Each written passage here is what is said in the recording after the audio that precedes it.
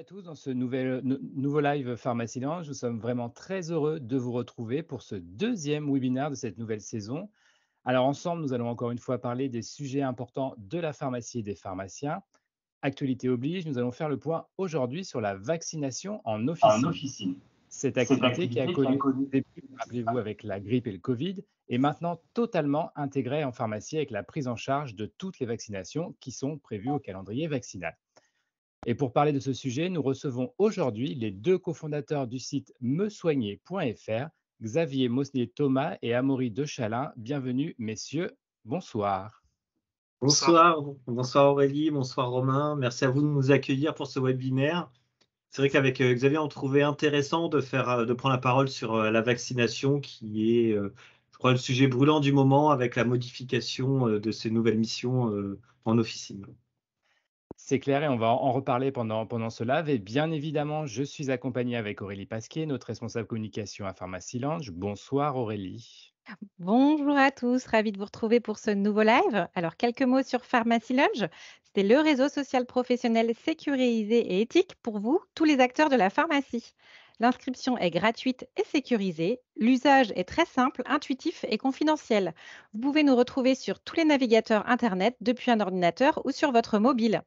Rejoignez vite la communauté Pharmacy Lunch pour notamment gagner du temps dans votre quotidien à travers de nombreuses fonctionnalités pratiques et complémentaires.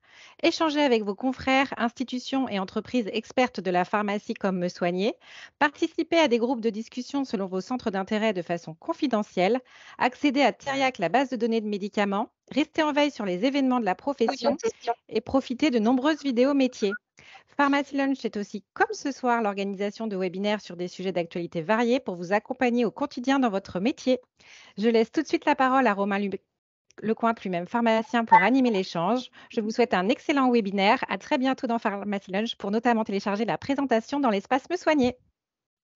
Merci beaucoup Aurélie pour cette présentation. Alors on l'a dit, la vaccination est un sujet d'actualité, mais c'est un sujet qui est déjà présent dans la pharmacie depuis quelques temps et je vous propose, Xavier ou Amaury, de nous faire rapidement un petit historique de la vaccination en officine. Bonjour à tous, je me propose d'y répondre puisque je suis pharmacien d'officine, comme beaucoup d'invités ce soir. Donc je voulais juste rappeler un petit peu le contexte dans lequel on était il y a bien longtemps. On était à peu près dans les années 2005-2010 avec une couverture vaccinale dans une population cible grippale vaccinée à 75%. Donc c'était plutôt proche d'un bon résultat. Depuis notamment H1N1, le score a baissé, on est tombé presque à 47% en 2017 et c'est la raison pour laquelle deux grandes régions qui sont la région Nouvelle-Aquitaine et la région Auvergne-Rhône-Alpes ont pu mener à bien des expérimentations en live, en réel, pour que les pharmaciens vaccinent. Donc ça a été un premier bouleversement pour la profession, on se met à appliquer, ça faisait beaucoup de débats à ce moment-là. Et c'était une bonne chose parce que finalement, on a bloqué la chute et on a pu gérer une épidémie, on va dire, en étant serein et en apprenant le geste de vaccination en amont. Et c'est ce qui a pu faire que la pharmacie est devenue, en tout cas, c'est devenu une réalité pour beaucoup, c'est devenu le maillon essentiel d'un système de santé efficace. Et donc ça, c'est vraiment acté.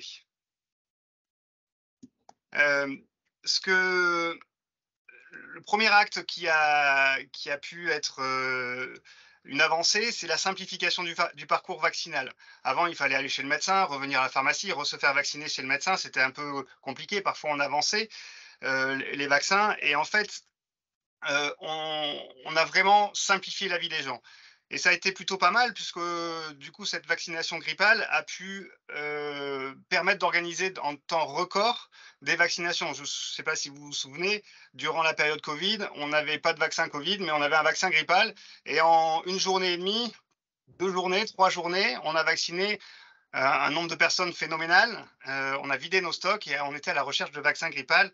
Donc, c'était vraiment assez difficile. Et puis, on s'est progressivement orienté sur le Covid et on a dû s'organiser une nouvelle fois avec des stocks qui étaient diffusés en quantité réduite, avec des listes d'attente pour pouvoir gérer tout ça, des stocks qui arrivaient pas, qui arrivaient en décalé, Et les fournitures des médecins. Donc, c'était vraiment quelque chose d'assez fort. Et on le voit aujourd'hui, la vaccination Covid, c'est uniquement, enfin, je dis pas uniquement parce que c'est pas vrai, mais majoritairement les pharmaciens qui font l'injection. sur ce que tu dis, Xavier, on peut faire un parallèle avec ce week-end, les communications du gouvernement avec le nouveau vaccin, le Comirnaty Omicron, où on commence à avoir une forte demande en pharmacie alors qu'il n'est pas arrivé, vous êtes en train de les commander. Et cet outil où le patient devait s'inscrire sur liste d'attente parce que vous n'aviez pas de vaccin hier, et ben aujourd'hui, ça revient complètement au sujet parce que le gouvernement parle du nouveau vaccin, il n'est pas encore arrivé en pharmacie, il y a des demandes, comment je les gère au comptoir? Et j'en profite du coup pour faire ce petit parallèle et qu'il y a un système qui permet de relancer automatiquement les patients que dès que les doses arrivent en pharmacie, ils sont invités à prendre rendez-vous en fonction du nombre de doses et ils ont un délai pour répondre qui est paramétrable. Donc, pour faire le petit lien avec le moment. Et pour revenir avec la vaccination d'actualité du moment, en avril 2022, donc il y a quelques mois, il y a un arrêté qui a fixé la liste des vaccins que l'on pouvait administrer.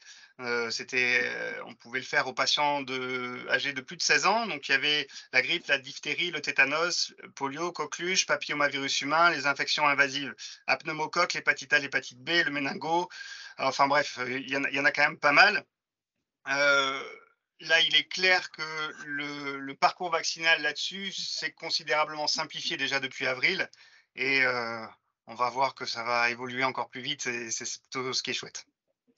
Et oui, c'est simplifié et en plus, aujourd'hui, ça va être encore plus rapide puisque très récemment, la réglementation a évolué où le pharmacien devient prescripteur de la vaccination. Est-ce que vous pouvez nous éclairer un peu sur ce contenu, le contenu de cette nouvelle réglementation? Alors oui, effectivement, ça a été beaucoup d'échanges avec les différentes autorités de tutelle. Depuis novembre 2002, on pouvait, à partir de 16 ans, réaliser l'injection de 14 vaccins, mais il fallait toujours l'ordonnance du médecin.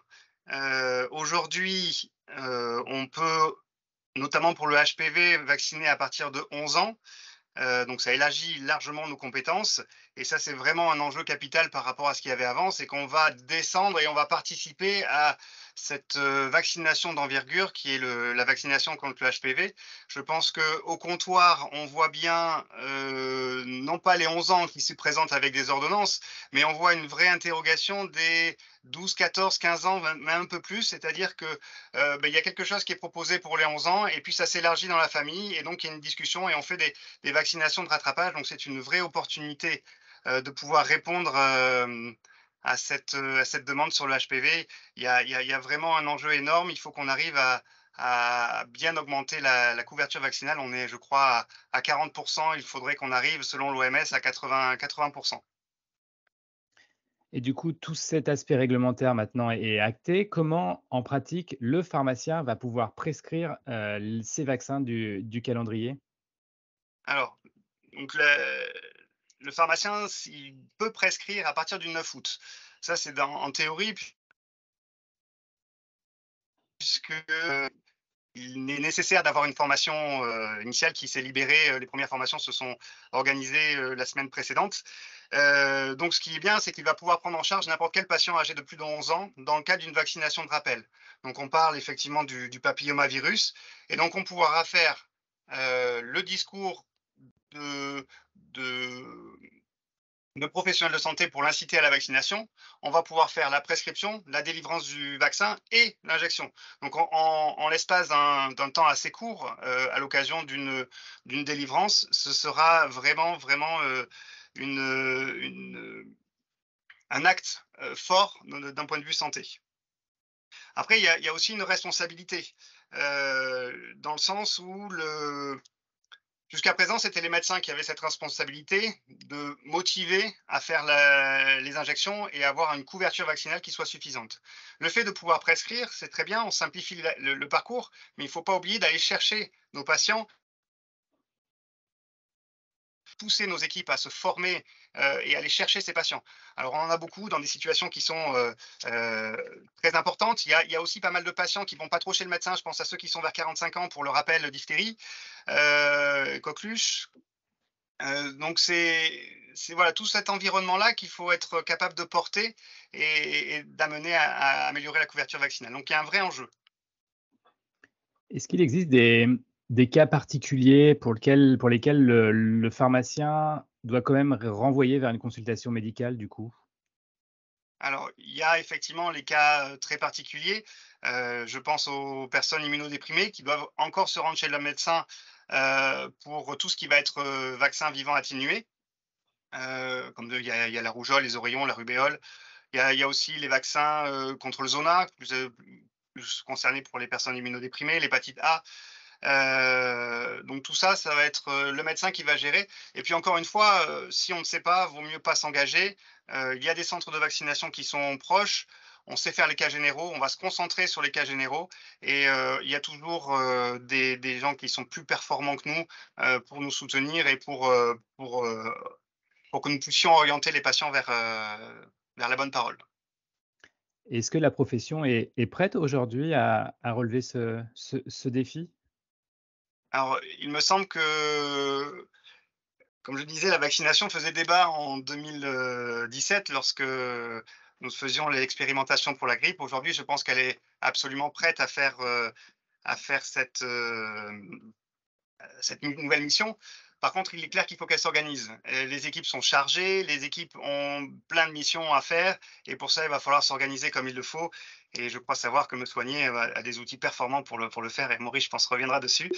Mais il faut s'organiser absolument pour pouvoir vacciner dans des conditions qui soient acceptables par le patient, qui soient facilitantes pour lui, et qu'on arrive à améliorer tout ça. Aurélie, est-ce qu'on a des questions dans le chat? Oui, tout à fait. Nous avons 2 questions dans le chat. La première, c'est: peut-on choisir les vaccins que l'on délivre et injecte? Oui, à partir du moment où ils sont indiqués, on a le choix. Par exemple, entre un vaccin de chez Sanofi et un vaccin de chez GSK, on pourrait avoir le choix. Merci pour cette Une autre réponse. question? Et en tant que pharmacien titulaire, avons-nous le droit de communiquer sur les réseaux sociaux autour de la vaccination? Il y a une chose sur laquelle le pharmacien a le droit de communiquer, c'est appuyer les campagnes de communication nationale. Donc, il me semble que la vaccination rentre dans ce critère-là, et pousser à améliorer la couverture vaccinale par le biais de communication, réseaux sociaux, mailing, newsletter, etc. Je pense que c'est plutôt une bonne chose. Là où l'ordre serait plus pointilleuse, et vous comprendrez que ce serait mauvais pour l'image de la pharmacie, en disant venez chez moi, je vaccine le mieux du monde, et en plus je vous offre un bonbon à la fin de chaque vaccination. Voilà, c'est pas ce genre de discours que l'on veut tenir pour la profession. Et pourquoi les préparateurs ne sont-ils pas autorisés à vacciner hors Covid et grippe? Nous demande-t-on dans le chat. Alors j'ai pas toutes les réponses. Il est clair que sans les préparateurs, on n'aurait pas fait grand-chose. Leur appui est essentiel, en tout cas pour le recrutement, et je compte beaucoup sur les préparateurs, sur mes équipes en tout cas de préparateurs, pour pouvoir nous aider au recrutement. Il y a beaucoup de vaccins, beaucoup de situations, et je pense que c'est peut-être qu'une étape pour l'instant où le pharmacien vaccine. Peut-être que demain, maintenant qu'ils sont avec le RPPS et qu'ils sont reconnus professionnels de santé, ils auraient une place probante. On verra la prochaine étape. Merci pour vos réponses, Xavier. Avec plaisir. Alors maintenant, si vous voulez bien, on va s'intéresser au côté pratique qui vont sûrement intéresser nos auditeurs, pharmaciens et préparateurs, parce qu'en effet, nos équipes de préparateurs sont importantes dans le développement de ce type d'activité. Comment le pharmacien doit-il se préparer à mettre en place cette activité spécifique de prescription des vaccins? Alors déjà, la première chose, c'est qu'il faut qu'ils se forment.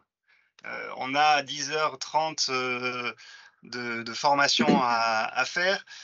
Deuxième étape, il faut absolument être qualifiés pour l'acte d'injection. Donc, je pense qu'il y en a beaucoup qui sont déjà qualifiés. Après, c'est l'environnement. L'environnement, c'est être capable de garantir la chaîne du froid, pouvoir vacciner dans un local adapté, entre 3 piles de carton. Autant ça pouvait être compréhensible en pleine épidémie Covid, autant maintenant on en est sorti et je pense qu'il est préférable, ne serait-ce que pour l'image de la profession et de la pharmacie elle-même, le faire dans des environnements différents. Et puis s'assurer de son statut, de son immunogénicité et savoir aussi s'il est sous anticoagulant pour éviter tout problème. Après, il y a aussi l'environnement d'organisation au sein de l'équipe et tout ce qu'on peut mettre en avant au niveau du patient. Donc, je pense effectivement à la prise de rendez-vous. Il y a des pharmaciens qui vont vouloir vacciner avec et sans prise de rendez-vous. Il y a des moments, par exemple, dans ma situation, je ne pourrais pas et vacciner et faire un bilan de médication, ou je ne pourrais pas et vacciner et recevoir un laboratoire, surtout si le nombre de pharmaciens ce jour-là est limité. Donc, je vais réserver des créneaux plus particulièrement pour... je ne peux pas dire que là, sur le moment même, j'ai une opportunité et je ne vais pas le vacciner. Ça veut juste dire que lorsque je vais avoir un patient qui va venir et qui cherche à se faire vacciner sur Internet probablement, je vais pouvoir lui fournir un créneau qui pourrait lui convenir sur une vaccination. Donc, je pense que l'organisation physique est aussi importante que l'organisation virtuelle. Et de votre expérience, puisque vous parlez des créneaux et de la prise de rendez-vous, est-ce que vous pensez, vous, que c'est quelque chose qu'il faut absolument mettre en place pour pouvoir programmer? Et si oui, comment? Alors, dans ma pharmacie, il y a cette dualité. Le patient qui arrive et qui veut se faire vacciner, j'ai la possibilité de le vacciner, je vais le vacciner. Et puis, il y a actuellement, j'ai organisé la vaccination pour le nouveau vaccin Covid. Donc, j'ai des gens qui me demandent, qui s'inscrivent directement sur Internet et je les organise sur ça. On va avoir un flacon par officine.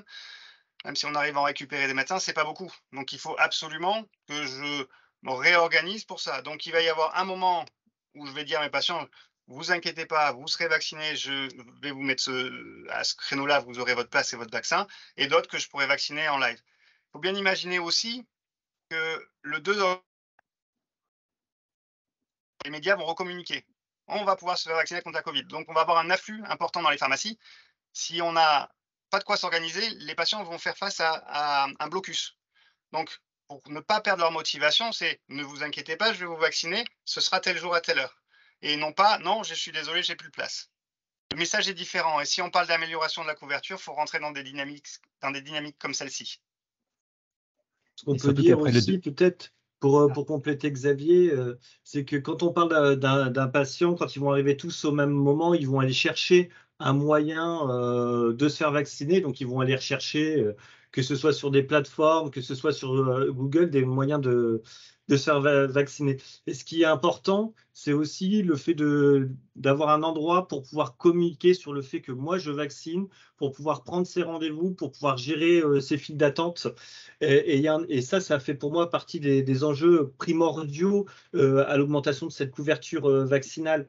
Le tout dans cette prise de rendez-vous ou au moins dans l'inscription de mon patient qui peut s'inscrire comme ayant été vacciné après la vaccination sans avoir pris rendez-vous, en fait, je vais commencer à gérer cette base de données patient et avoir une notion du schéma vaccinal de mon patient. Là-dessus, on a des outils qui sont capables que le patient va pouvoir répondre à des questions pour qu'on sache où il en est au niveau de son schéma vaccinal. Le pharmacien peut aussi poser ces questions, l'outil le permet. Et du coup, ça va permettre, une fois que le patient est vacciné par une prise de rendez-vous, sans prise de rendez-vous, aussi de gérer ce suivi. Et ça, c'est important parce qu'on parle de la primo-vaccination, mais sur la grippe, on voit bien qu'il faut le faire tous les ans. On parle de la Covid, on est en train de reparler de se faire vacciner tous les 6 mois.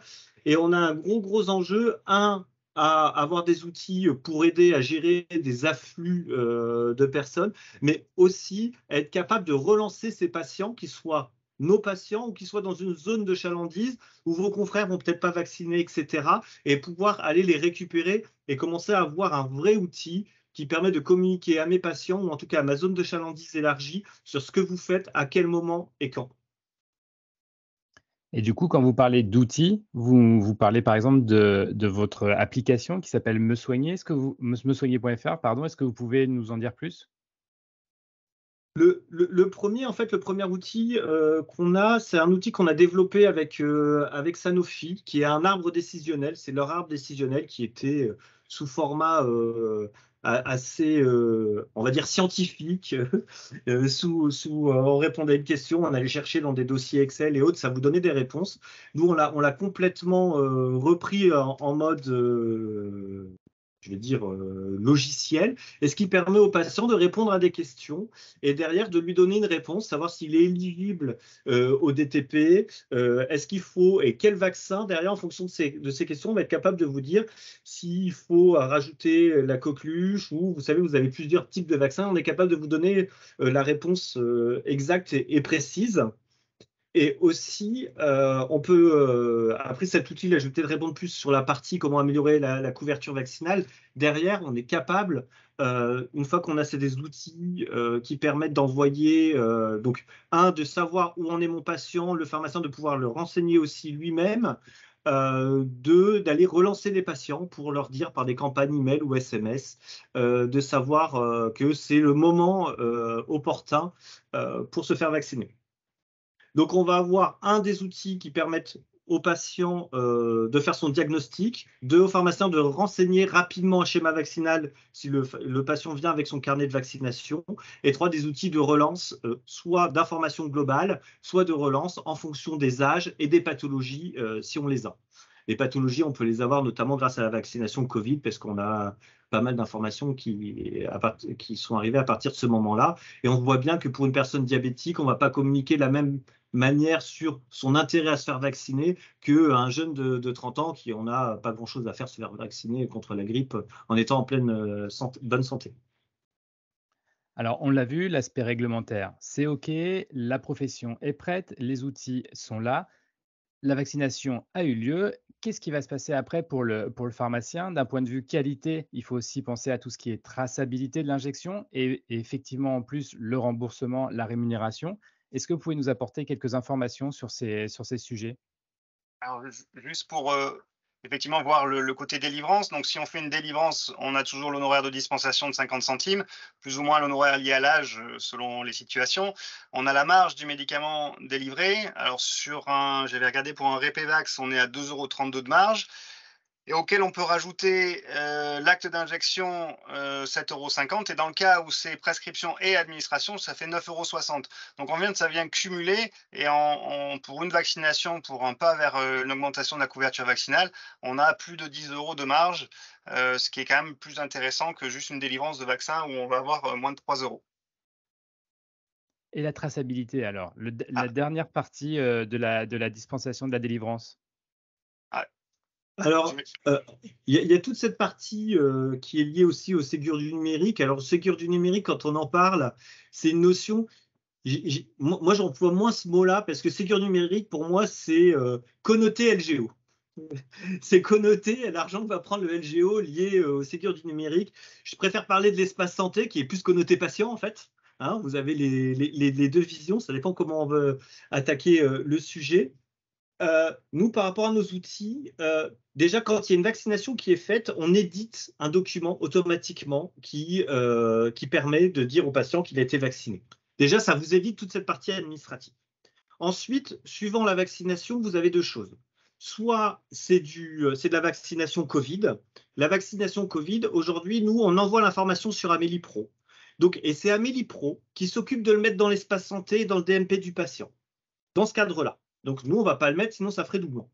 Par contre, dans le cadre de toutes les autres vaccinations, c'est nous qui allons le mettre donc dans le DMP du patient, hein, qui est le terme plutôt technique pour vous de dire de l'espace santé du patient, c'est le DMP. On va le renseigner à ce niveau-là, sous condition d'avoir les accès, de les avoir paramétrés. Hein, ça ne se fait pas en un claquement de doigts. Mais une fois que c'est fait, après, c'est automatique. Et tout ça, si on veut faire un petit point assez important sur cette partie, je dirais plutôt espace santé du numérique lié aux pharmaciens et non pas Ségur du numérique. Pour pouvoir faire tout ça, nous, nos outils sont reliés à l'INS, donc c'est-à-dire qu'on est capable de communiquer un numéro d'identifiant patient unique. En quoi c'est important? Eh bien, c'est important, c'est que demain, pour communiquer avec vos logiciels métiers, on parle tous du même patient. Pour communiquer avec le DMP, on parle tous du même patient, il a un numéro unique. Ensuite, va être relié sur tout ce qui est ProSanté Connect pour pouvoir échanger les informations par le biais des messageries de santé, toutes les MS santé, que ce soit mon CISRA, que ce soit Pharmalise, etc., etc. Puis le DMP pour envoyer des informations, mais aussi pour les récupérer, hein. Il n'y a pas que envoyer des informations. On espère bien demain pouvoir récupérer pas mal d'informations, notamment de l'ordonnance, hein. Il y a des e-ordonnances qui vont passer par la messagerie de santé et qu'on va être capable derrière de pouvoir retraiter automatiquement pour vous. Ça, c'est la V2. Aurélie, est-ce qu'on a des questions sur le chat pour conclure ce live, pour respecter Oui, le alors on a timing? une question, mais n'hésitez pas, chers participants, à les poser encore. C'est le moment, profitez-en. La question des 15 minutes d'observation post-injection est-elle toujours d'actualité, Xavier? Il ne me semble pas, non. Elle a été supprimée et sur les dernières injections, nous n'étions pas obligés. Après, il faut bien imaginer qu'on est dans une situation de rappel. Donc, les gens se sont déjà fait vacciner contre les vaccins. Dans la primo-injection sur un HPV, peut-être. Là, il y a une grande campagne qui sont menées dans les écoles. On fera peut-être la deuxième injection. Donc, on est déjà dans un cadre qui est beaucoup plus serein d'un point de vue. Après, il faut savoir une chose, hein, c'est que tous les malaises qu'il peut y avoir sont rarement des chocs anaphylactiques. Alors, c'est le plus grave, c'est tout ce comment dire, on a peur d'avoir, mais qui arrive très très rarement. Par contre, il y a beaucoup de malaises liés au problème de l'injection. On le met souvent au produit, mais c'est le problème de l'injection. Ça fait souvent un petit malaise vagal. J'avais vu passer des chiffres qui sont assez importants. Donc, rassurez-vous, les patients ne risquent pas grand-chose à ce que nous fassions une injection, surtout pour le rappel. Est-ce qu'on a une autre question, Aurélie? Alors, plutôt une remarque d'une personne qui mentionne que les modalités précises de formation, on entend tout et n'importe quoi. Je ne sais pas si vous voulez réagir. Alors, le texte, il est clair. Quelles que soient les formations que vous aviez eues auparavant, vous avez au moins 10h30 à faire en formation e-learning ou e-learning et présentiel. Cette formation reprend l'ensemble des pathologies, l'ensemble du calendrier vaccinal et la majorité des situations de rattrapage pour chacune des pathologies, les populations cibles, en tout cas sur les pathologies pour lesquelles on serait amené à vacciner. Il y a alors je crois que c'est 7 heures de plus ou 6h30 de plus, c'est la capacité à vacciner, à faire l'injection qui, elle, se réalise uniquement en présentiel et que la majorité des pharmaciens ont déjà eu. Dans tous les cas, une fois avoir validé ces formations, l'organisme de formation doit nous remettre un document que nous devons absolument enregistrer auprès de l'ordre des pharmaciens. Et après, pour être capable de facturer, de vacciner, d'améliorer la couverture vaccinale. Je propose qu'on conclue ce live pour respecter le timing de 30 minutes. Merci beaucoup Xavier et Amaury pour cet échange autour de la vaccination qui, on le comprend bien, va être un sujet dans les jours et les semaines qui viennent. Est-ce que si on veut en savoir plus, on peut vous contacter quelque part? Oui, vous pouvez. Alors, on a. Je vais y arriver, un mail qui est info@mesoigner.fr. Et sinon, le numéro de téléphone, c'est 05 35 54 63 67. Et Je bien pense sûr, qu'on vous le pouvez mettra. échanger dans Pharmacy Lunch et retrouver la présentation dans l'espace Me Soigner. Il y a Tout encore à des fait. questions d'ailleurs qui arrivent, donc n'hésitez pas à les poser dans le petit lien que je vous ai mis au-dessus. Amaury et Xavier pourront y répondre directement dans Pharmacy Lunch. Merci Aurélie pour cette participation. On continue le chat toujours avec dans Pharmacy Lounge.